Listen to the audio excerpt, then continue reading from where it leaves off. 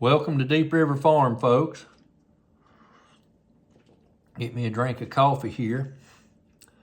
We're going to talk this morning about the almanac, how to plant by the almanac. It's not something that you can just do, and that's go out and till the ground and throw seeds in it and expect them to come up. I'm going to show you this morning how you can use the almanac to have a bigger abundance of your crop, and how to read the moon phases, and how to use the moon phase in with the planting of the almanac, and try to explain it where it makes sense to you. Okay? Now, my almanac of choice is Blum's. Now, this is last year's, but it's still got the same information in it. My other books back there were my seeds, and this one was this one was readily available, and I had my notes in it. I already had my pages marked from where I did a gardening class last year. In one of the first few pages, this was found on page 12 of last year's book. It gives you a breakdown of the man signs of the zodiac. So this is what it looks like. And you'll see all the different little characters and the names of everything there and what they do. Now, the main signs that you're looking for when you're planting above ground crops, let's go ahead and get that straight. Above ground crops, some root crops will follow this, but the signs that you're looking for to grow by is the sign of Cancer, the sign of Scorpio, and the sign of Pisces. If you don't find the suitable plant in those three signs, which are fruitful water signs, don't plant. That's if you're wanting to plant produce. You want to plant in the fruitful water signs. And that information is found in the Blum's Almanac in the gardening guide, and you'll see them listed here. The fruitful water signs and things, and I mainly plant in Cancer and Scorpio. Very seldom plant in Pisces unless it's just the way the moon phases run, because Cancer's number 1, Scorpio's number 2. So that's the way I roll. And so you want to go by that. There's another section in here that is called Living by the Signs. I got a paper clip in there so I could readily go right to it. And in this section of the almanac, it talks about when you can plant flowers and Irish potatoes and plant the corn and plant the beets. And for example here, it says plant beets in March. When the sign is in Cancer, they will not get woody and tough. And then it tells you to plant cantaloupes in the sign of Cancer in May. So it gives you kind of an outline of when you can plant some of the crops, and they tend to do that. Now, I would say when the cantaloupes are planted, you could also do your watermelons and things like that. Your melon crops would fall into that. It also tells you to set out your fruit trees in the water sign during the dark of the moon between the last and the first quarter. And there's reasons behind all this stuff, folks, and we're going to touch a little bit on using the phases of the moon and the signs and how they play a critical role in getting a major amount of produce. Now, I'm going to go ahead and tell you that planting by the almanac here, I plant by the almanac, and I won't plant any other way, and the reason I do that is because it works. Now, my grandpa, my dad, and myself, we have all planted by the almanac. My grandpa wouldn't plant nothing if the signs wasn't right. My grandpa wouldn't go fishing unless the signs was right and the almanac said to go fishing. And every year he had bountiful crops. Well, my dad followed suit and learned to plant by the almanac, and I've did the same thing, and I've taught my son how to do it. My father-in-law, he would not plant anything unless the almanac said to plant it. Now, folks, I want you to look here. This almanac has been in business since 1828. Now, folks, do you think a company that's been in business since 1828, if this thing didn't work, do you think they would have been in it this long? I don't think so. So what we're going to talk about next is the moon phases and how it affects what you plant. So folks, you have a new moon, and that's when the moon is coming and it's been the darkest. And then you have the new moon, and as it gets toward the full moon, you have increasing light. That's called the waxing phase. The waxing phase. So you have the other side, and that's when it goes from full moon down to the beginning of the new moon, and that's called the waning phase. Now, I'm going to give you a little example. Most of you, unless you live out in the Midwest, most of you's been to the beach. And if you've been at the beach when there was a high tide, you can tell the difference. You have low tide, you have high tide. But have you been to the beach when there was a full moon? When the full moon starts to getting closer, the tides get higher and higher and higher. And what that is the gravitational pull that the moon has on the earth when it comes to the water table. And some of you may have heard of and may not have heard of, but when the conditions are just exactly right, you'll have what they call a king tide. And during the king tide, it's a super high tide, and that's when the moon is the closest to the earth. That happens a couple of times a year. You can Google that and research a little bit of information on a king tide. So let me explain to you. You know, if the tide is affected by the moon, the closer the moon is to the full moon, the tide is going to continually move further up the beach toward the dunes.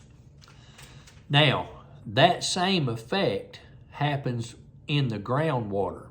So in the water table, as the moon begins to become fuller in the waxing phase, the water table draws up and up and up till it reaches its peak at the full moon.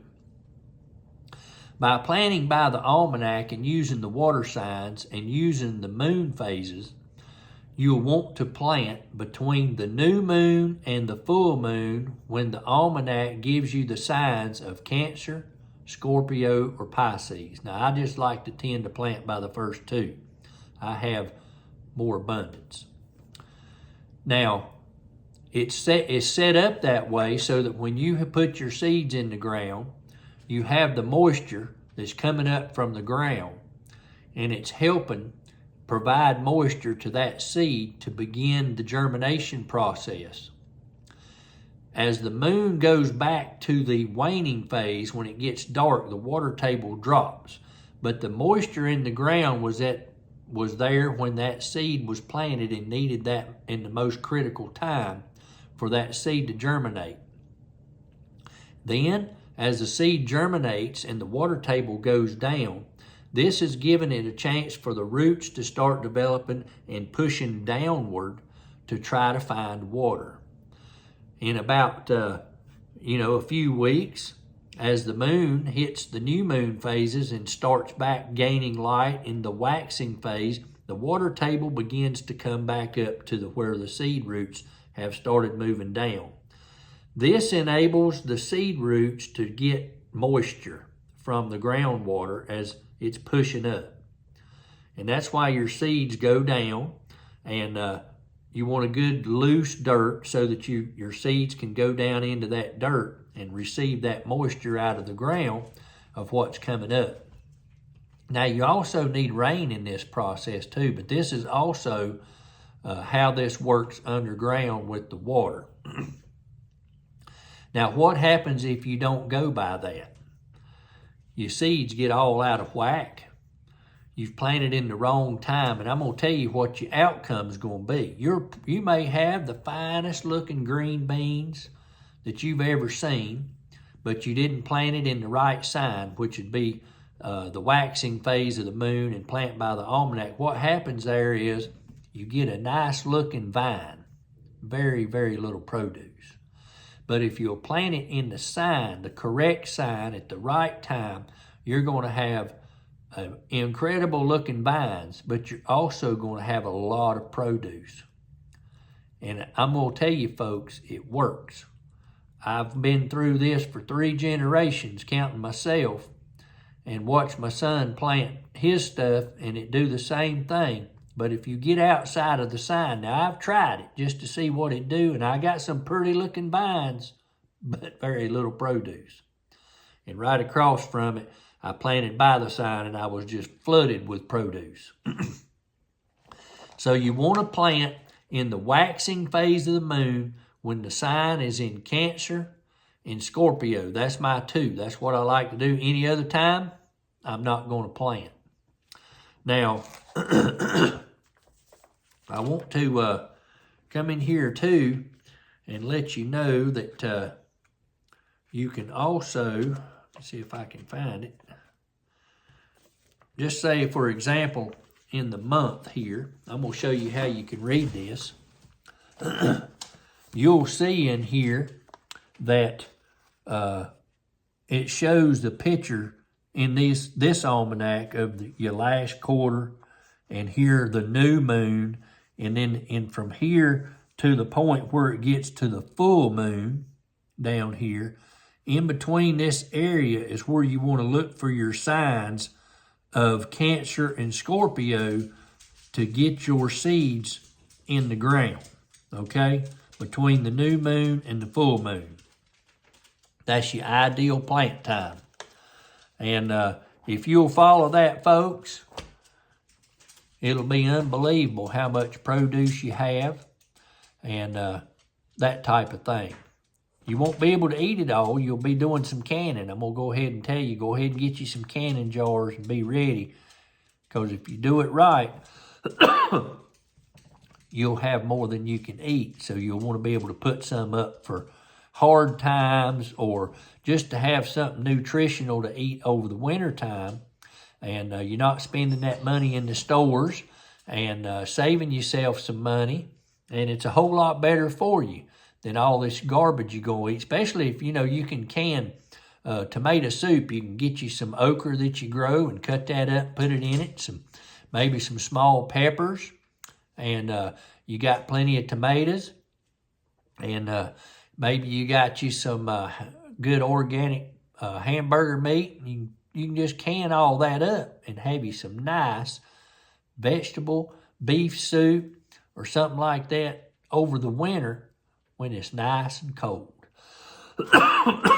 So, folks, I hope this has been explained to you good. It's where you can understand it in the simplest form. I know how to do it. And if you'll get you an almanac, now the reason I like this one is, see, this is 196th edition. Reason I like this one is, I like to do local. This one's about printed and distributed about 45 minutes from me, and out of Winston-Salem, North Carolina, and they got a lot of good, interesting stuff in there. They have recipes and things like that. And I was also going to show you too. Here's your fishing calendar, folks. If you like to fish, this tells you when to fish. The more the fish is in the black, the better the fishing's going to be.